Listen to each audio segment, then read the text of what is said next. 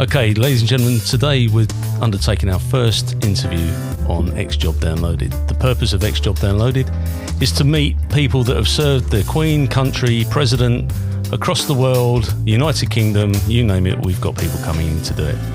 Today we're going to be interviewing Steve Hutley. Steve is a former police officer and now runs Rehabilitation Training, which is a dog training company.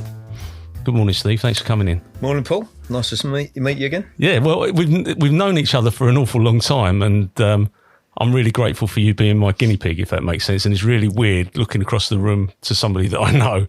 So, Steve, you joined the police in 1985, but prior to that, you know, just talk us through Steve Hutley. What was Steve Hutley about, and where did he come from? I was born in Braintree, not too far away. Oh, right. Moved to a little village called Peldon, just outside of Colchester when I was 1. So mainly brought up there. Went to school in Colchester at Thomas Lord Audley. TLA, wow. Yeah, when I left school, joined the Merchant Navy. Wanted to see the world, so joined the Merchant Navy. And my first trip was down the Falklands during the Falklands conflict, believe it or not. So what was the inspiration to join the Merchant Navy? Because you're talking about a time where 1981, 82, we ruled the waves to a certain degree. Mm-hmm. We had a really good merchant fleet. What made you want to join the it was the Royal Fleet Auxiliary, wasn't it, that you went to? That was the company I first joined. It's basically joining the Navy was a thing both my brother wanted to do as well, and he did. He joined P&O. He was a captain with P&O. Wow! So he went high up. I was a little bit lower down, but it was just wanting to do something with our lives and see the world, really. So we had a babysitter when we were little who was in the Merchant Navy, and I think that's what sort of stemmed our interest. And he used to come round and tell us stories of, you know, the Far East and stuff like that. So I think that's where it all started. So my brother went in at a sort of higher level. I went in at sort of the bottom level. The first ship that I went on was the RFA Resource, which was an ammunition carrier. Wow. And I joined that on 2nd of December 1981, and then on the 3rd of April 1982 we set sail to the Falklands. Wow! So talk me through that, because I mean I find that fascinating. It's a period, we're of a similar age. It's a period in our lives that we'll always remember. Margaret Thatcher, you know, all the things that were going on at that time in the world, and of course, the media was a completely different beast as well. Talk me through how did that work for you? What was it? You know, what was it like? Yeah, well, we weren't actually told we were going down there. We heard that the Argentinians had invaded South Georgia, right down on the South Pole. You know, thousands of miles away. Didn't really take an awful lot of interest at the time, you know. And then then once their submarine, the Santa Fe, was sunk by our Navy, it all sort of went on from picked up from that. Yeah. So the first thing I knew that we were going to go down there, it's funny, the crew was split into in half, and half of us went on leave for a week, and then I was lucky enough to be the first half. I came back, and then the second half of the crew was going to go. They were only home for about 2 days before they were called back from leave to set sail down the Falklands. Wow. Yeah. So where was the vessel? Where was it based? Where we were up in Rosyth in Scotland at the time. And we sailed from there. It took us a month basically to get down to the Falklands. We stopped off at the Ascension Islands, which is just south of the equator. So we crossed the equator. That was quite interesting because there's always a ritual for crossing the equator. But and it's the the first time you cross the equator, you're sort of initiated. But we were quite lucky because we took the SAS and the SBS and normal Marines down with us as well. And obviously that was their first time to cross the equator. So the remember me and another friend of mine who crossed the equator for the first time, we went and hid. Did you? Because the initiation process was quite interesting. Oh, was it? Just get covered in slop and stuff like that. Really? It was sort of like a bit of a trial sort of thing, you know. So we went and hid, but because it was like so many military personnel were involved in it, they were quite happy to do that themselves. Fantastic. So we actually got away with it, actually. So. Fantastic. I mean, it is, and so let's get this right. You're 17 years old. Mm-hmm. Yeah. You've been brought up in rural Essex, rural Colchester. You've joined the Merchant Navy thinking, no, I'm going to see the world. I don't suppose for 1 second you expected that part of the world to be the Falkland Islands. No, we didn't, because actually we were due to go down to the Far East for 9 months, tour of the Far East. Wow. So I was looking forward to that. Yeah, I bet. And then that got scuppered because obviously the Falklands War broke out. So instead of going down to the Far East, we went down to the Falklands. So. And what were you told on the way down there? Bear in mind, this is taking a month. What did you actually know? What did you know about what was going on at that time? Very little, really, apart from just listening to BBC World Service on the radio. Yeah. That's the only communication we had.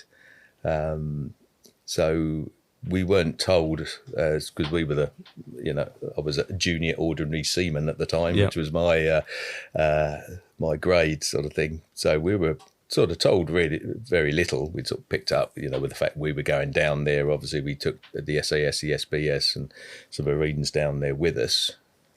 So we knew that that's what we were going to do. But I certainly had it in my mind that we were just going to take them down there, drop them off on the islands. They were going to do their stuff. End of. Let's take them home, and that was it. Yeah. But it didn't work out that way. Sort of. It's an interesting point, isn't it? Because I suppose at that age, there's an element of naivety that you think things are just going to take place and it's all going to be done and you'll be coming back. When you say about listening to the radio, and we all did it, I think everybody that will be listening to this, who, if they're around at that time in the UK, we were all listening to those radios, the World Service, the BBC News.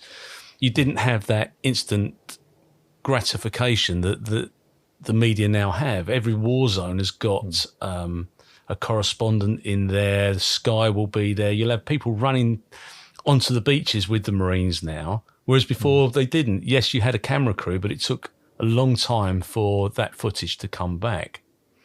So as a 17-year-old, then we only had 3 television channels, I think, at that point as well. Yeah, we did. Yeah. So and they played the national anthem on a Saturday night at the last knock-ins. But as a 17-year-old, how were you feeling? Yeah, it was really weird. Sort of quite excited. It's a little bit different, but it was like that. Didn't really know.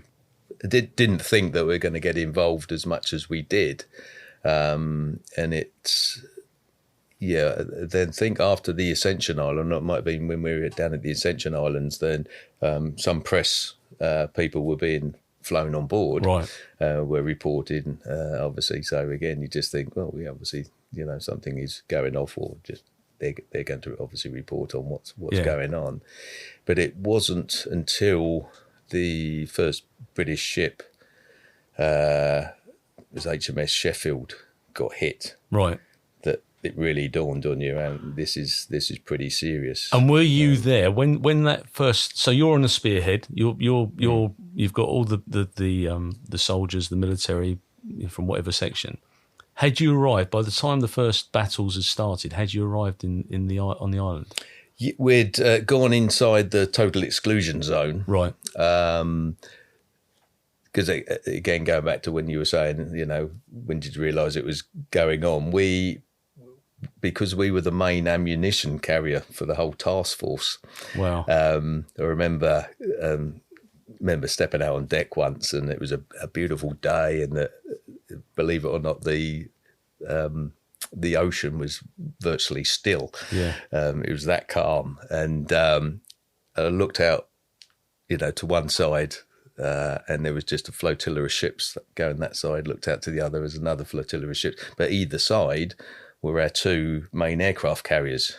And then it dawned on us that they were protecting us, because we had the main, we had all the ammo on board us, so we were sort of like the main ship of the task force. I always thought then, if the Argentinians had sort of realised or aimed for us, it might have been a little bit different, but it had been over for an awful lot of people. But so once the the first ship, HMS Coventry, I think it was, got hit, and it really dawned on us, because we had the survivors. We were the closest ship in the area that had a doctor on board. Wow. So they flew a lot of the, or I don't know whether it was all, I think they sort of moved them about. Obviously, we had a lot of the survivors on board. How did that make you feel, though, Steve? I mean, all of a sudden, this thing that you set sail for a month beforehand has become a complete reality. How did that make, as a 17-year-old, how did that make you feel? I could always remember thinking that there was nothing I could do about it. That was the thing. I couldn't get off the ship. No. I was there. You either step up, do your job, and just keep your fingers crossed. Yeah. And that was all it was. It really dawned on me that, there was nothing you could do, so that there's nothing to worry about, and, keep your fingers crossed and hope for the best. And the Royal Fleet Auxiliary do a fantastic role, and they're still active. They're still supporting the military ships. But putting this into context, you're 17. The youngest military personnel is 18, if I remember rightly. They couldn't go to war until they were 18. It was quite funny, because I remember when we did come back, and obviously there was all the TV with all the different, the ships coming back and the celebrations and everything, and they're interviewing everybody. And I remember them interviewing this young Marine who had just turned 18, virtually on the day or the day before. They set sail, so he was old enough to go down there, making a big thing. Oh yeah, you literally, you were the youngest one, but obviously forgetting people like myself who was 17, but there was also a lad on my ship, locally from Harwich as well, who was 16. And as far as I was aware, he was the youngest one down there. But because we were members of the Merchant Navy, not the Royal Navy, we weren't classed as armed forces, so we could still go down there even though we weren't old enough to fight, sort of thing. But you still got your South Atlantic medal, didn't you? Yeah, we got our medal, and there's also, if you've seen the medals, they've got a little rosette on them as well, and the rosettes were given out for every month that you were inside the total exclusion zone. You'd get a rosette. So I've technically got 2, because we were there for 2 months. Wow! But you have one as decoration on the medal. So the heat of battle. What did you actually see whilst you're sitting on a bomb? In real terms, you're sitting in a mobile bomb. Yeah. You've got all this ammunition for the forces, the task force that are down in the Falklands, and one direct strike with an Exocet, and that would have been over quite quickly, wouldn't it? Yeah, I remember vividly. We the first time we went into San Carlos Bay, which was nicknamed Bomb Alley afterwards because of the amount of airstrikes that happened when we were in there. We went in early one morning. It was just after HMS Antelope had been hit. They had 2 unexploded bombs on board. They were airlifting people off by the ID blokes. UXB people were trying to defuse the bombs, but unfortunately one went up. So we entered San Carlos Bay to see this HMS Antelope alight, burning. I think by then they'd got everybody off, so it was just a burning ship.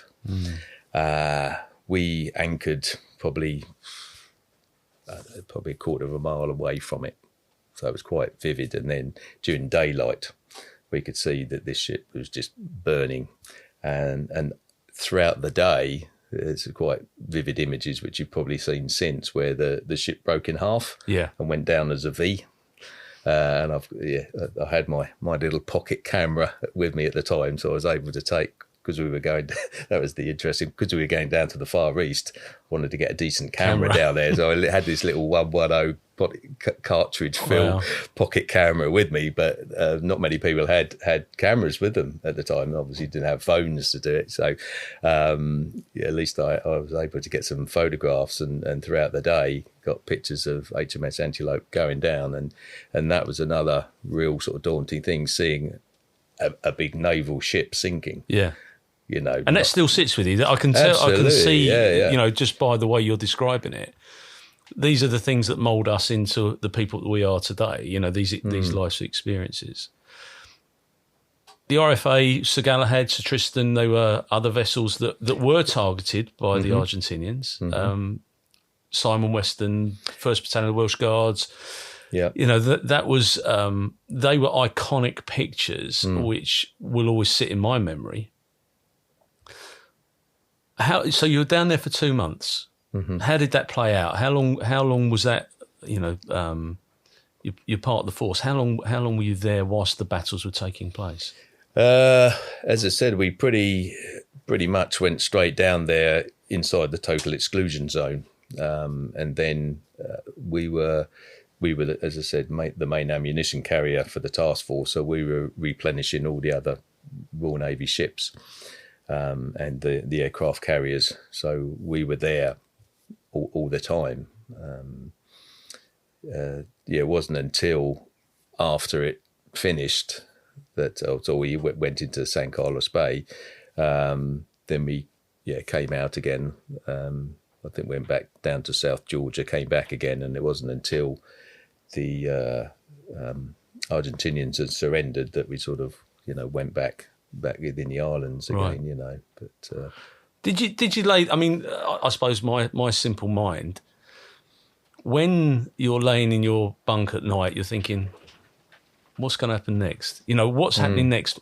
Where is the Argentinian? Where's their navy? Where's their submarines? You must have that. Yeah, absolutely. Yeah, we were good. We'd speak to the SAS and the SBS because they would go off sometimes for a week or so, and then they'd come back on again, and stuff like that. So we were all sort of speaking to them, trying to get a little bit of an update.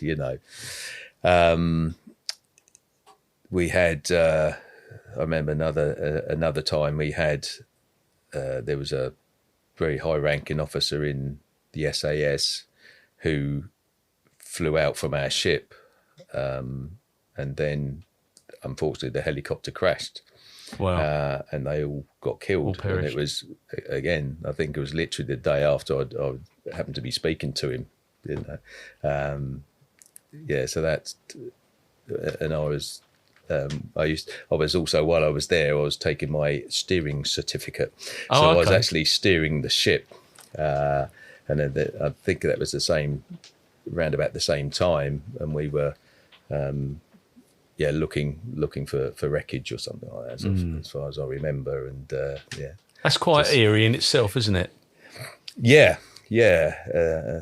It was. And it was literally, say, a day or 2 days before that I'd speak. I didn't know at the time actually he was high ranking as he was until obviously the information came back that he was in charge of this the team that was, I think they were flying to Chile, I think, right, and storage sticks, and then sometime they and en route they crashed.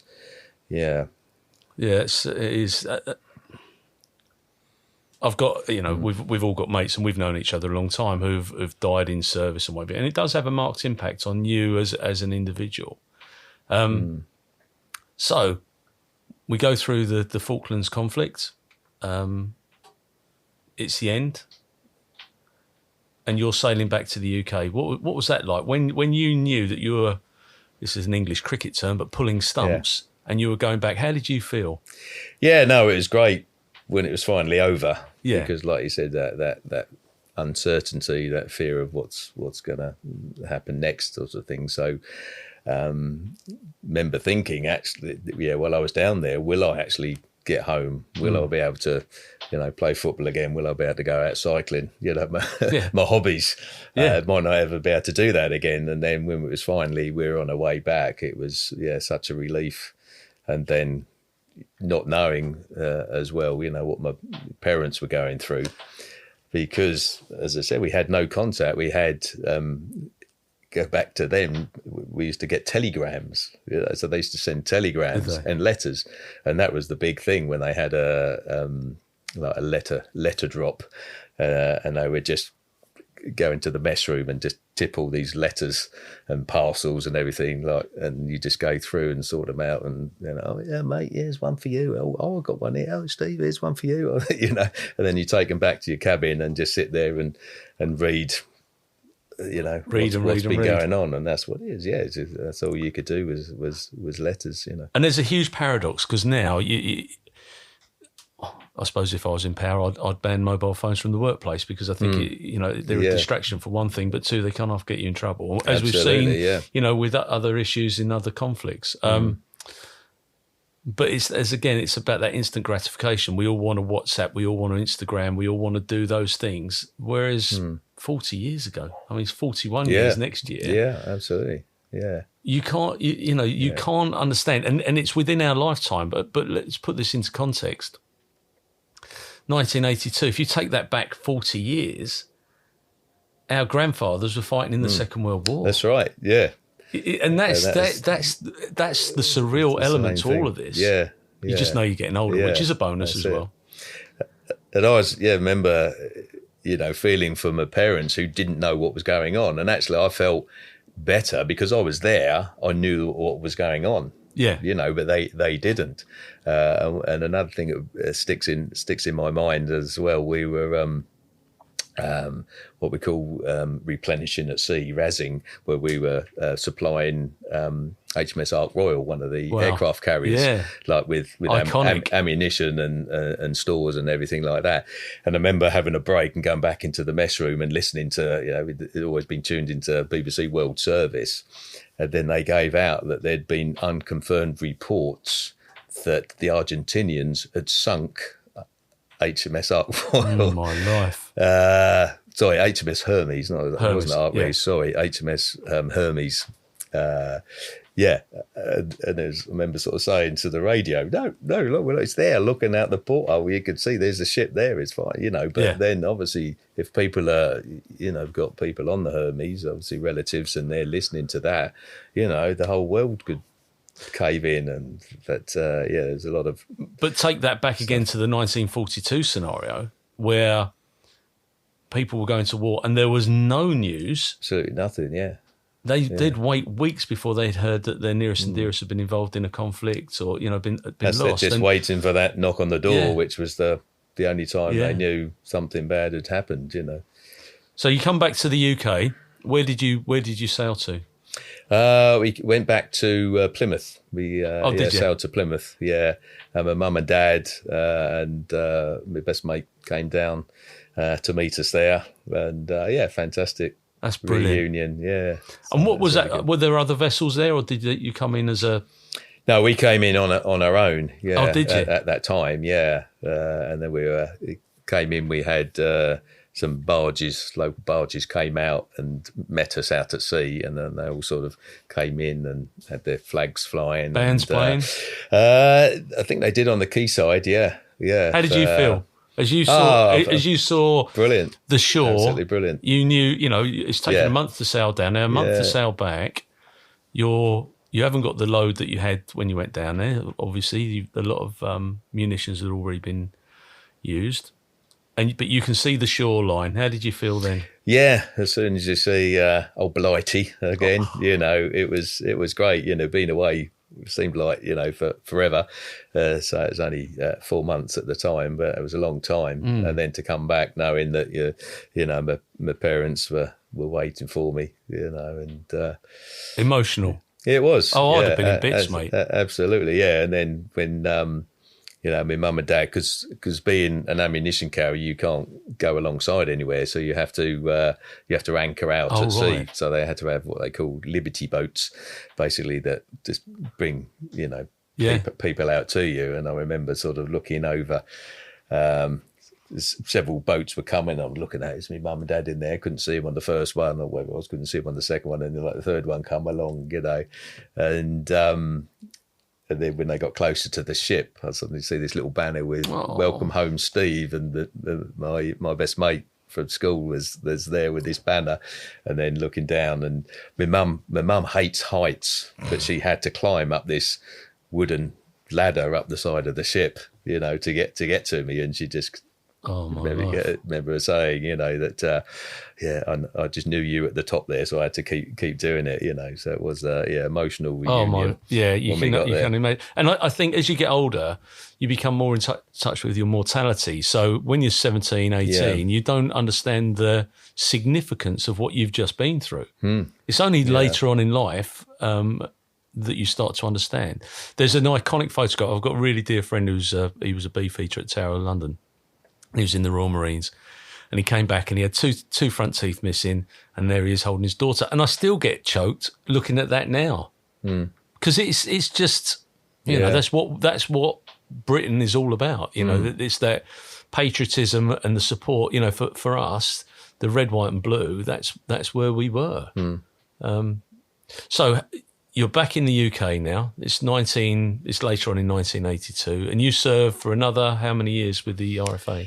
I served for just under 4 years, right, altogether. But after the Falklands, because that was obviously my first trip, my first job, it sort of was a little bit mundane after that, and it wasn't a sort of a glorious life. Perhaps like my brother was doing, sailing around the world and on cruise liners. So it was a little bit different. I ended up with the next job I had was on because I'd swapped from the RFA, and then the next job was with FT Everard's, a small oil coastal tanker. Wow. Which just sort of went round the British Isles, and then over to near Europe, sort of over to Holland. You couldn't get two more different. No, that's right. But it's definitely that was an eye opener as well in itself, And then after that, I got another job back with the RFA again, and then because I wanted to sort of see a bit more of the world, I then left and joined OCL, Overseas Containers Limited, and got flown down. That was really interesting. Got flown down to New Zealand to pick the ship up. Wow. So it took me 36 hours to get there from when I left Heathrow via Bahrain, Singapore, 2 places in Australia, and then finally New Zealand. And then when I got down there, there was thick fog, so I couldn't go out to the ship, couldn't come in, so I couldn't join the ship, so they had to put me up in a hotel overnight. Then next morning pick me up, and the ship was in, and then I joined the ship. And you sailed back to the UK on that? And then sailed back to the UK, via the Cape Horn. There's always stories for sailors about going around Cape Horn, and that was rough. That was probably the roughest seas that I'd been on. Really?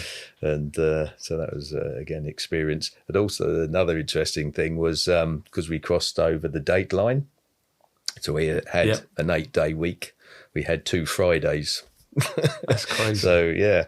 So we sort of finished working on the Friday, ready for the Saturday, and then had to work another Friday again. Wow. So that was. I wonder what our merchant fleet looks like now, though, because I don't know. But I would imagine that there's a lot of vessels that are registered abroad, and a lot of the sailors come from other countries. So we don't have a British merchant navy fleet per se. I don't know. I might be wrong. Yeah, I've sort of lost contact with what is going on out there, but it certainly wasn't. I assume it's not as big as it used to be. Like you say, the ships are being sold, and a lot of. I know, again, with my brother, a lot of the crew were, sort of Indians, Filipinos, people like that, And the vessels have got bigger, so they don't, you only have to look at them going in and out of Felix. Absolutely, yeah. So move on. We're now getting to the end of your service in the Merchant Navy, and in 1985 you joined Essex Police. Yes, I did. Yeah, I'd come from a police background. My granddad, great granddad and uncles had been in the police, so I was sort of on my mum's side, so sort of in the blood sort Natural of thing. progression. Yeah. And that's where my sort of first connection with dogs came in. People always say, what dogs did you have when you were growing up? And our family didn't have any dogs at all. But I always remember when I was a kid, at the top of my Christmas list was, I want a dog. I want a puppy, and my mum used to say, well, when you leave home, you can get your own dog, or you join the police, you get a dog through there, So that was sort of half my intention, I thought, well, I joined the police, that'd be quite interesting, because again, I didn't want a normal 9 to 5 office job. I wanted something with a little bit of uncertainty, and the police certainly like that, so so when I joined, and virtually straight away, or after my 2 years probation, applied to get into the dog section, and that finally took 10 years before I got accepted. Because back then it was a little bit dead man's shoes. That was the exact term I was going to use. People stayed there forever, and they did. But very. And some lovely people that I worked with on there, and there's some great stories about all of them. But you're quite right. Once they got on there, they weren't going anywhere. No, that's right. So when I finally made it after 10 years, that was it. I thought, I'm going to stay on here. I don't want to leave. Didn't really want promotion, so I was just quite happy. Just working with my dog, and spent 19 years. And moving on later, we'll come on to that later on. But it served you in good stead for what you do now. Yeah, you couldn't do what you do now without what you've learned within the police service. No, definitely not. So, your highlights. What was the highlight of joining Essex Police? I mean, I loved being in the police service. It's a job that people pay money to do, but tell us about some of your things, and the highlights that you have got in your memories. Yeah, one thing that sticks out when I was before I was on dogs, I was working over at Clacton. Worked at Clacton for 4 years. Princess Diana came down to open a children's cancer home down in Jaywick. Wow. So, I was on duty there, and, she sort of came along and stood right next to me. Didn't speak to me, obviously, because she was talking to the crowds, but, stood right next to me. So I had a little glimpse round at her, so I could say I stood next to, Princess Diana. So that was, another iconic figure, it's, It's bizarre what makes you tick. So what was it like in Clacton then? 1980. What are we talking? Did you start at Clacton? No, I started at Saffron Walden. I did my 2 years probation at Saffron Walden. Then I went to Great Dunmow. Did 2 years at Great Dunmow, but always wanted to come back to the Colchester division, Colchester, where I was sort of from.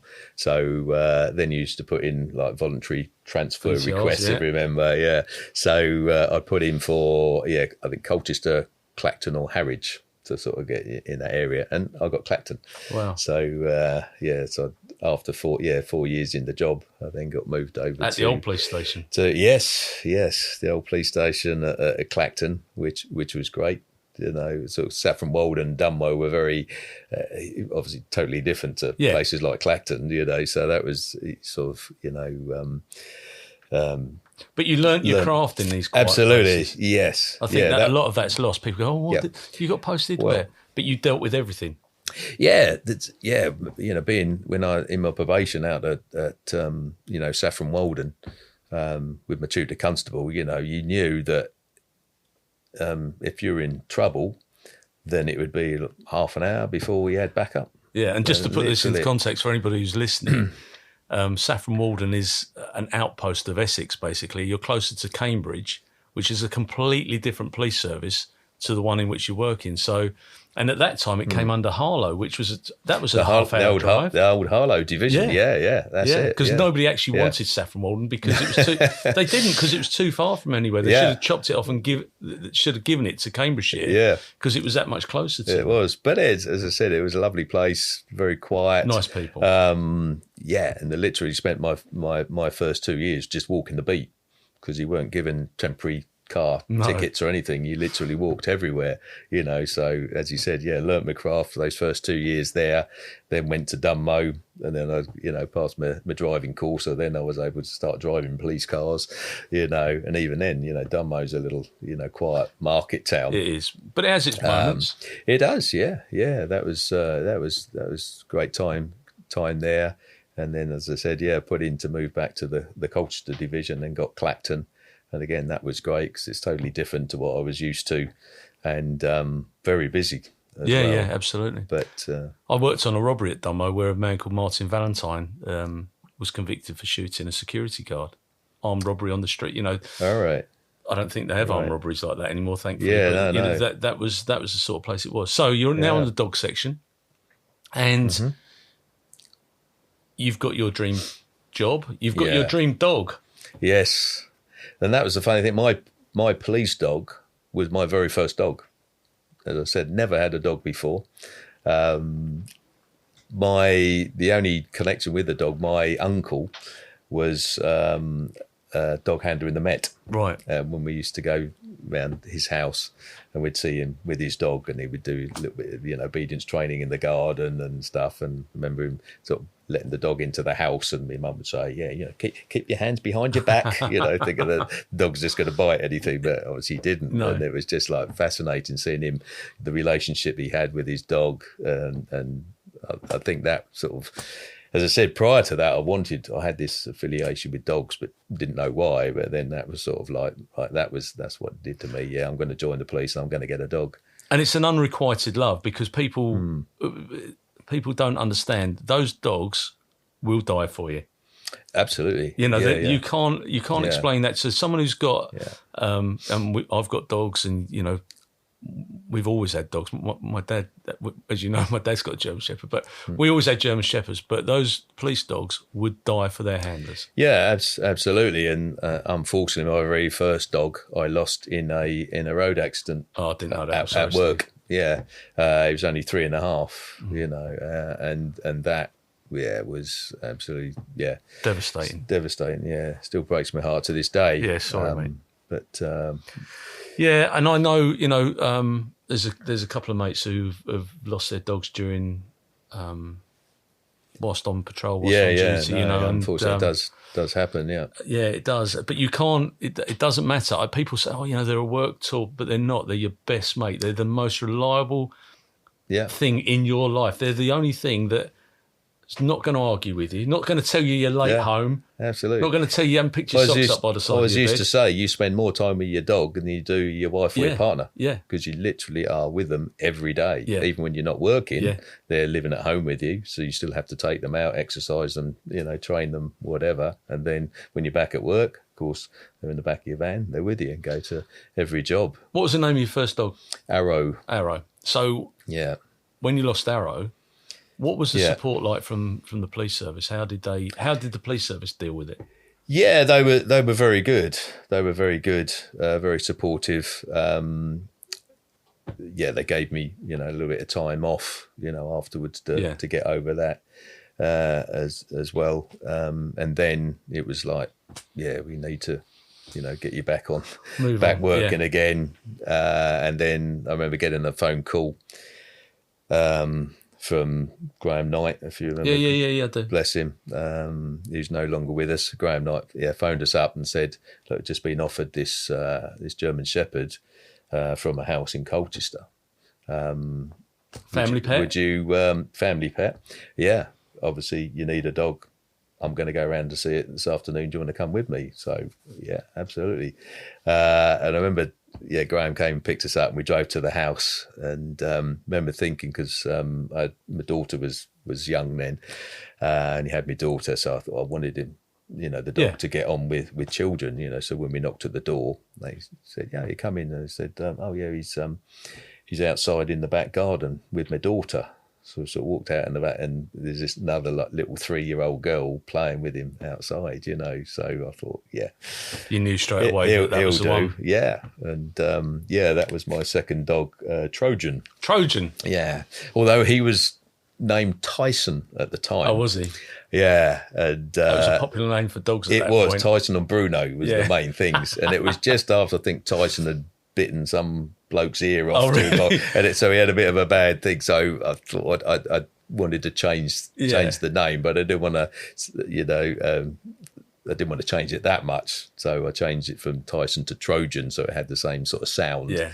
And he was an awesome dog. And how long did you keep him for? Yeah, until he retired. Right. Kept him until he retired, and that was the thing. When he retired, I felt I owed him, a good retirement. Yeah. But the year before, I then got his replacement, right. Gus. I got him as a 5-month-old puppy, so I was running the two together. So when I went to work, it was great. I had Gus and Trojan. Obviously, Trojan was my working dog, and Gus was just like learning the ropes sort of thing. So when Trojan retired, the sad thing, he doesn't know he's retired. And all of a sudden, from going to work with me every day, he suddenly left at home, and I'm now just taking Gus into work, So, I wanted to keep Trojan because I thought, you owed it to him. Owed it to him. It'd saved me, from a few, scrapes and incidents over the years. So, but because then I was, living on my own, I could see him physically sort of going downhill. I'm working every day, and then suddenly I'm not doing anything at all. So then, I thought, well, I owe it to him to give him a good life. So I managed to rehome him with a local farmer. Oh, wow. Over at Easthorpe, who I still keep in contact with now. Yeah, brilliant. Yeah, so so he went with him, and I could still, pop round and see him. And even on my days off, I remember when my son was little, we'd like go and on my day off, and we'd go and take him for a walk and stuff, or That's fantastic. Pop in for a cup of tea, as you do every now and again. When I had Gus, as well, when he still remembered me when I went round there each time, Yeah. Because Essex Police have got a fantastic retirement support, haven't they, for former dogs? I mean, there's been a lot of work done by some great dog handlers across the UK, but Essex is dear to my heart, and they run a very good scheme to support dogs, because they're expensive, aren't they? Absolutely, because years ago, when your dog retires, it's signed over to you, and everything's down to yourself. All the so cost now, is yours. So it's your vet bills, your food and everything else, and then the Essex Retired Police Dog Fund was set up, so those bills were paid by the charity, and as I said, that's still going on and going from strength to strength. I think I'm right in saying that Essex were the first force that started doing that, and other forces have started doing that because of the success. So let's go back. So PC Hutley's on duty, and then he gets a call to say the suspects make off. What's that like? As you're driving down from Clacton to Braintree, which is 35 miles, say, your blue lights, your dog's barking in the back. What does that feel like for you? Oh, it's a big adrenaline rush, obviously, but like anything you're going to, you're trying to picture what is it, how much, trying to gain as much information as you can, but also hoping that the people that are first on the scene sort of keep it sterile, don't mess up a possible track or whatever, and then, if things are right and the timing's right and no one's messed up any tracks or something like that, there's going to be a good chance, especially sort of more rural. The rural stuff was good, in towns, by the time you get there, they're probably well away and it's very contaminated and they're probably home and tucked up in bed by the time you get there. But if it was a rural, job particularly, then there's more chance of them still being hiding up somewhere in the ditch or up a tree or something like that. And I've been there. I mean, I've been there a couple of times. One where a dog thought I was a suspect in a church, and I had to stand still because otherwise it'd have been over quite quickly. And the other one where the suspect was caught in a ditch after doing a dwelling burglary. And I think the excitement, the reward for the dog and the excitement of the handler can't be underestimated, because it's such an achievement. The dog is such a highly powered tool, for want of a better word.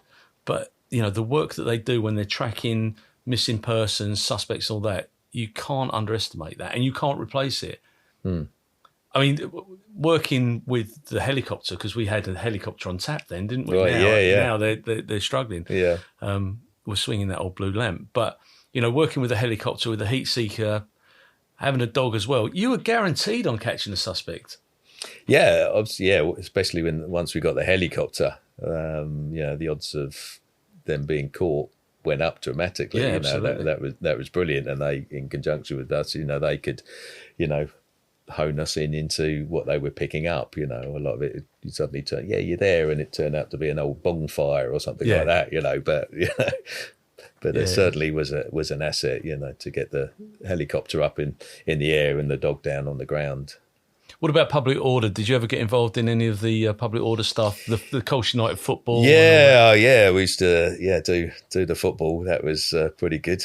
Yeah. So and it had a few occasions where it did kick off, and the dogs were brilliant. Because you could do anything you wanted, but if a police dog turned up, it just brought the whole thing into some semblance of order. Because actually, the risk element, the football hooligans, they didn't want to get bitten. No, but more to the point, neither did the copper that was standing there. No, absolutely. So we had space ourselves out sort of thing.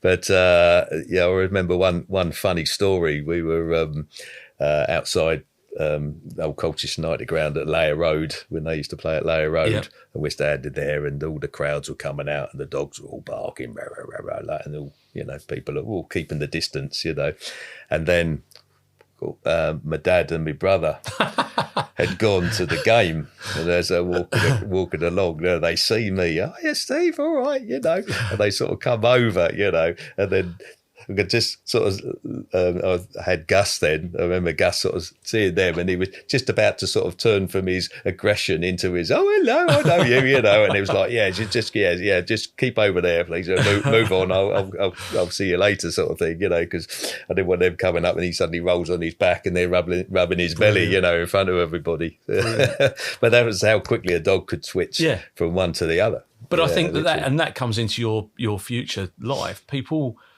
don't understand the psychology of a dog. How a dog can go from being the most friendly family pet to being really grumpy, and how they deal with how they outpour their emotions, and sometimes that's in some form of aggression. But so we go through 2015. The highlights of being in the police. What's the highlights? Yeah, I think the probably the real highlight of my career in the dog section is actually achieving something I'd wanted from the first day I joined. I was lucky enough with my last police dog, Rafa, that I won the Essex Police Dog Trials. I was the police dog champion with Rafa, and that was a sort of a nice way, because obviously it's something that I wanted since I joined the dog section. I'd always tried with my other dogs, and sort of got fairly close with Gus a couple of times, but just the title, the championship, eluded me. Right. And then my very last police dog, he was only 2.5 at the time, and normally you have to be 3 or have served on the streets for about a year before you're allowed to enter the police dog trials. But he was only 2.5, and they'd opened the trials up that year to anybody that wanted to do it. So I thought, well, okay, I'll do it, and that will give me a good idea of where Rafa was, in conjunction with all the other police dogs, sort of thing. And surprisingly, I won it. Fantastic. And also that same year, I won with him. I won the tracking trophy as well, which had eluded me. So so it was a lovely way to sort of go out, because the year after that was when they decided to cut the dog section. Right. And I was one of those that was removed. So it was sort of bittersweet pill, really, because I was going to retire anyway, although the idea was I might stay on for a few years and carry on working with Rafa. But once they decided that I wasn't going to stay on the dog section, then obviously they had to take my dog away from me. That's hard. It was, yeah. So that was another, hard to see. It made it a lot easier because one of my colleagues, Gary Lambert, unfortunately had lost one of his dogs in a training accident, which was absolutely devastating for both of us because we run together, we work together. So Gary ended up with Rafa, which was great because we worked together, we'd run together. So Gary knew how I trained Rafa, Rafa knew Gary. So it was quite a sort of all fell into place transition, really. And then because I was having to give up a dog, and Gary wanted a dog, that worked. And then once I'd left, I was still, I'm still friends with Gary now. And although he's now taken over on the training department, excuse me. So when Rafa did retire, he rehomed him to. Oh, did he? Funnily enough, he rehomed him to a lovely family up in Norfolk, who I also keep in touch with. Through him, I got to know them. Last year, we were up in Norfolk and we went round and saw the family and saw Rafa. Oh, brilliant. As well. So it's, it all ended really well for both of us. That was great. You talk about rehoming. I don't know if you've ever heard of and he's a notorious man by the name of Harry Roberts. He murdered 3 police officers, and when the police dog that caught him was rehomed, we had him. Really? Yeah, and my dad actually rehomed him to a pub in Colchester. I can't remember the name of the pub, but yeah. So my dad rehomed him in the early 70s to a pub in Colchester. So, the Buglehorn. There's a pub called the Buglehorn, right? And they had it. Obviously the highlights was 19 years on the dog section, and in those 19 years, I think I mentored 4 police dog handlers who came to Colchester. So when the new dog handler came in, they went with obviously another dog handler mentor to ease them back in and show them the ropes, sort of thing. So it sort of helped bring on 4 dog handlers who all made it to the regional police dog trials as well. Wow. And also the nationals as well, a couple of them, which I did myself with my police dog Gus, who I was talking about. I qualified for the regional police dog trials and very close to winning the searching competition missed it by 1 mark. Wow. And that was the last person to go, so I was winning it and I dropped 1 mark. So I was just dropped 1 mark. He went and did it, and he did it perfect and didn't drop a mark. So hence he won. That was a bit annoying. Which then I finished I think I finished 5th. I think then, and the top 6 then go on to the nationals. So then I qualified for the national police dog trials as well. So that was good. Yeah. I had Sherlock the Bloodhound. I remember the Bloodhounds. Essex Police were the first force to start using bloodhounds again for specialist man trailing, basically. Malcolm Fish was the other. Malcolm Fish started it. Yeah, he started it with a lottery fund, basically the National Lottery. Wow. Gave him some money to start up, and what he did, he bought two bloodhounds and 2 German shepherds to train in what we call the scent article method. Okay. So where instead of following like the German shepherds would follow where someone's walked, where they've crushed, the grass, which gives off the scent from your shoes. So basically wherever the person's walked would leave a scent. So that's what the German shepherds follow. With the bloodhounds, they were trained to follow just the person's scent. So if you gave them an article, say from a missing person with their scent on, they were that good that they could just distinguish their scent from hundreds of other scents as well. So hence you could do trailing through contaminated areas. Fantastic. Because they would follow that one trail, and they had some fantastic results as well, and used to work all over the country in high profile murder and missing person cases as well. Really? So yeah. So they'd call you in. Yeah. Where did you go to? Went up to, remember, a good job that I had was called up to Gloucestershire. There's in the Cotswolds Country Park, I think it's called, or something. It's a massive area with loads of different lakes in it, I remember. Okay. And this big main road going down the middle of it. They had a missing person turn up. Well, his car was found there. I think he'd been missing from Bristol, so quite a while. His car was found in the car park of the Cotswolds Water Park. They had a local dog handler turn up, try and get a track, but failed. So they contacted me. Would I go up there and see what I could do? So I drove up there. Left early one morning, drove up there, and then went with the same dog handler down to the scene. They'd managed to force their way into the car. We used to use sterile gauze pads if there wasn't an article of clothing. Right. So we'd use that and leave it on the driver's seat, wipe it over the steering wheel where he touched it, and then offer it up to the dog. And then he took off. We went for miles and miles and miles all around these lakes and everything, crossing over this main road in between. Yeah.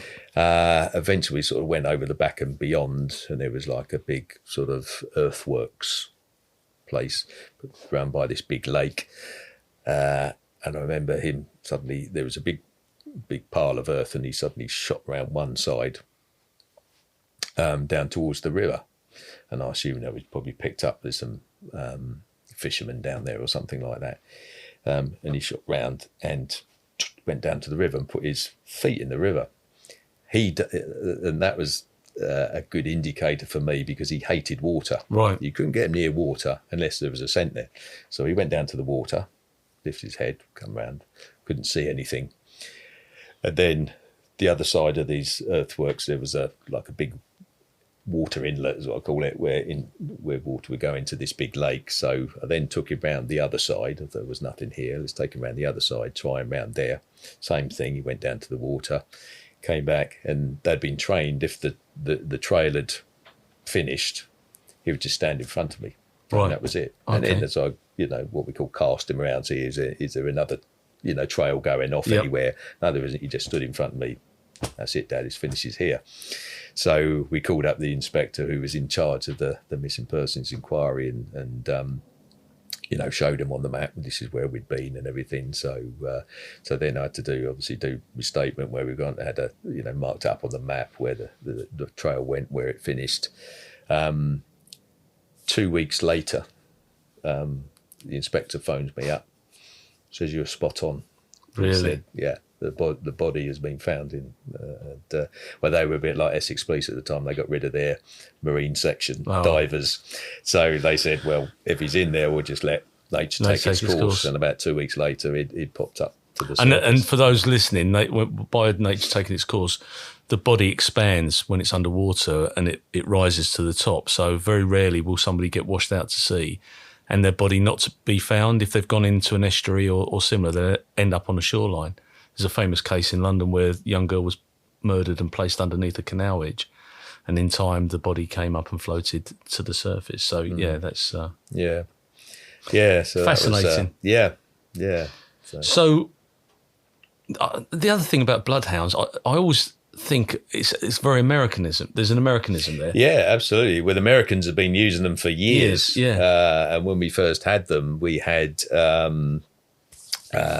the Jack Schuler, who was the main man from America who did the man training over in America, came over and did a week's training with us. Wow. Just to sort of help us see, if we were going wrong, how good the dogs were. Because again, the two bloodhounds we had, there's not many people breed bloodhounds, proper bloodhounds. So I think they came from a breeder up in Norfolk, I think. So we just sort of, have you got bloodhounds? Yeah, we'll buy.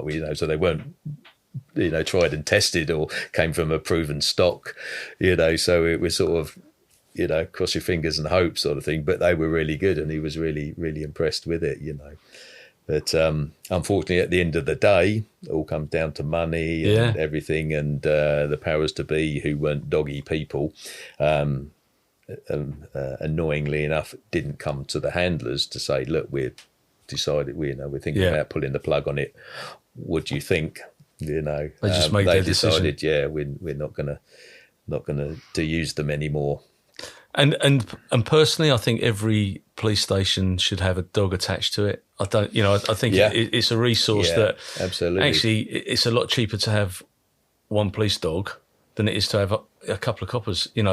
Sometimes because they can be more effective. Except they can't take statements, but then that doesn't happen very often. Yeah, anyway. I mean, when I was in the dog section, we had, as I said, 6 dog sections, 3 sort of south of the county, 3 north of the county. So there was not all the time, but a lot of the time there were dogs available wherever. Yeah. Now they're based at Sandon, the dog section headquarters.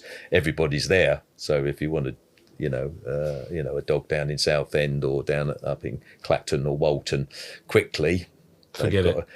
They are sent to certain areas to patrol beforehand, so you might be lucky enough. But I feel for the guys and girls that are doing the job now. And what was the low point? I mean, we've talked about the national trials, but what was the lowest point? Yeah, the lowest point was definitely losing the first dog. Yeah, that was heartbreaking. And also,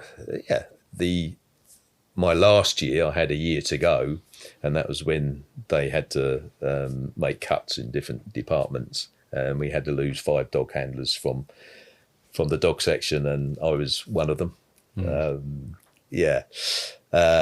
That hurts, doesn't it? When it does hurt. It does, but I hadn't made it known. But if I had been accepted to stay on, I would have offered to go, because I had 19 wonderful years. I had 1 year left. I didn't want someone who had still got 10 years to go being pulled out of the dog section. Yeah. And then I stay on it. Yeah, no. But as it was, I was one of them anyway. So, okay, hands up. I've only got a year to go. So I saw and it was quite nice in a way, because it's like a circle where, I started off on shift, and ended up on the dog section for 19 years. And then my last year was back on shift again. And I really enjoyed it, because 19 years you're working on your own with your dog, but he's heard all your jokes and hates your singing, So to be back, especially, being double crewed, not all the time, but when we're double crewed and you've just got that banter with people, and you've got backup as well, because a lot of times in the dog section, particularly towards the end, because there were so few police officers, we were being sent to jobs on our own. Yeah. They changed. And there's jobs that you can't always get the dog out. Yeah, absolutely. So I was just going to say, and the policy a few years ago was whoever's the nearest car. And the nearest car could be a dog handler. So we would be sent to domestics, basically on your own, because you're not going to knock at your door with your dog saying, hello, I've had a call from the neighbours, so you leave the dog in the car, you go in and you know yourself what could happen from domestics and what has, and, people have come unstuck because of it, Massive. But, so we get to the end of your service, and you've started up your own company. I mean, you've been going how long now? Yeah, I've retired 7.5 years now. 7.5 years, yeah. So 2 years prior to my retirement, I did a dog psychology course, a 2-year dog psychology course to set yourself up in business as a dog behaviourist. So in my last 2 years, I'd taken my course, I'd got my qualification. So when I'd retired, then started my business up, just wondered how many badly behaved dogs there are out there, and thankfully there's quite a few. Yeah, and it's just going from strength to strength, which is fantastic. And you've had, I mean, I was reading your stats, 2,000 customers. You've looked after 2,000 since doing it. Estimate. I haven't actually counted them up roughly. coming up to about 2,000. That's a hell of a figure, you know, Steve. Dogs. Not 2,000 customers, probably 2,000 dogs. Well, I've got 3, and I know that you came in and saw those, and I know that you've seen my parents' dog, and I think he was one of your first clients. Yeah, that was... when I look back, funnily enough, your dad was my first customer, before I'd actually sort of officially set up. Yeah. He'd been into Colchester Nick, spoken to one of the dog handlers and mentioned problems with his dog. And then they said, Steve Hutley's doing dog behavioural stuff now. Boris is still going, by the way. Oh, is he? Yeah, Brilliant. he hasn't improved, but he's still going. That's not down to you, mate. Yeah. But no, and you've worked, you will cover all bases when it comes to training and rehabilitation. Just talk us through some of the things that you concentrate on and the types of people that you work with. Yeah, well, work with anybody, any client, anyone who wants my help sort of thing. But I deal with everything from puppies. I do, puppy training. I don't do puppy classes.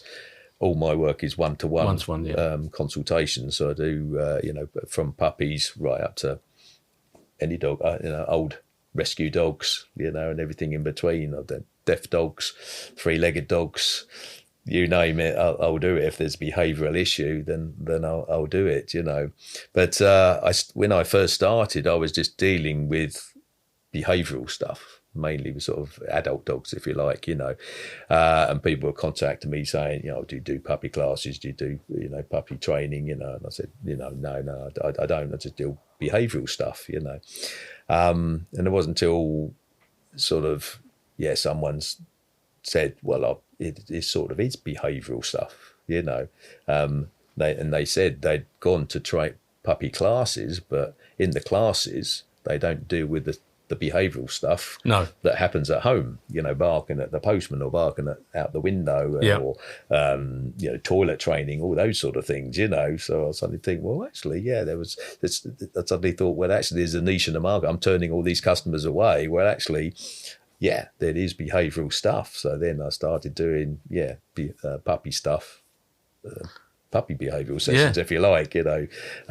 so many people, a lot of first-time dog owners, and they'll get a puppy. It's like, how easy is it to train a puppy? People think, it can't be that difficult, or I'll just let them be a puppy because they're not puppies for long, and then we'll start training them at 6 months, and then you've got 6 months of learned behaviour, which you've now got to detrain out of them and train all the correct habits into them.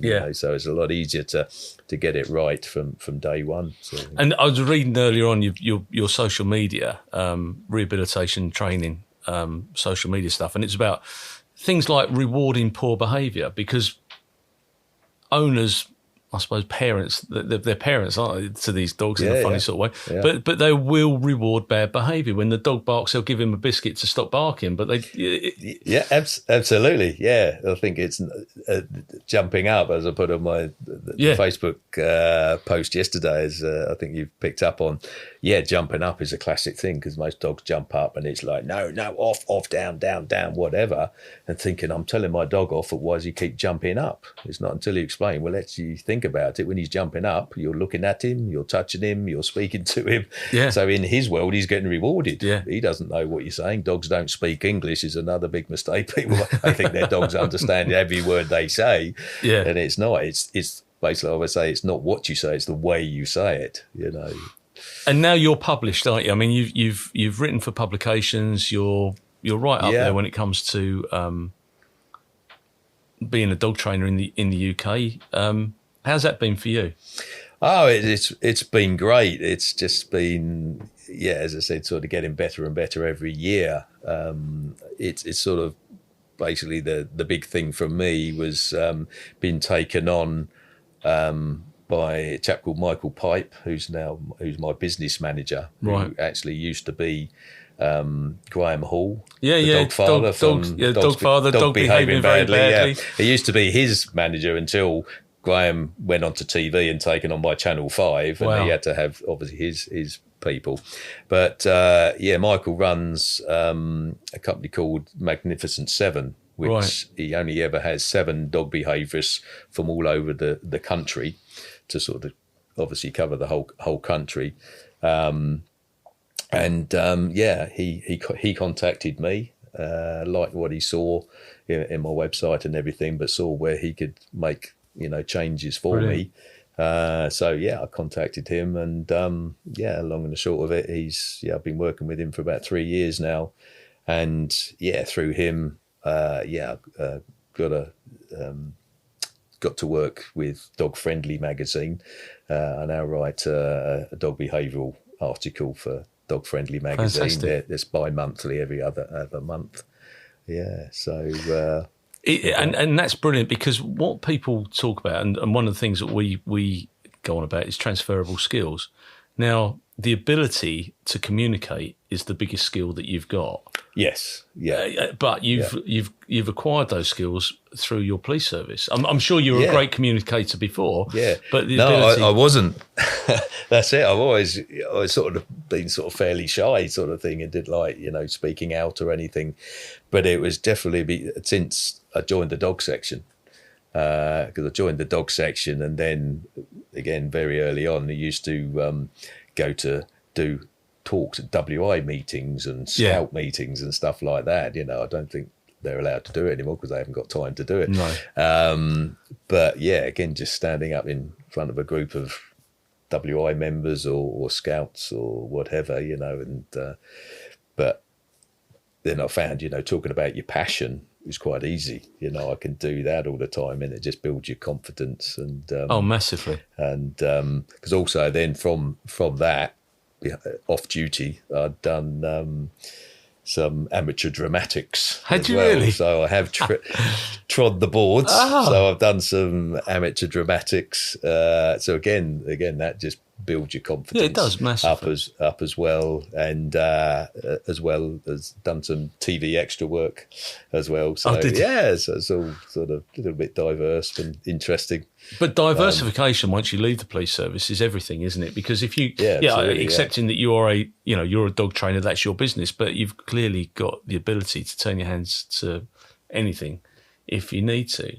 It's interesting because Graham Hall, bear in mind that this whole concept that we have as ex-job is all about police and military. And Graham Hall was a special constable in Northamptonshire. Yes, that's right. Yeah, and, I had the pleasure of meeting him the other week, and he's like you, very calm, considered, really nice guy.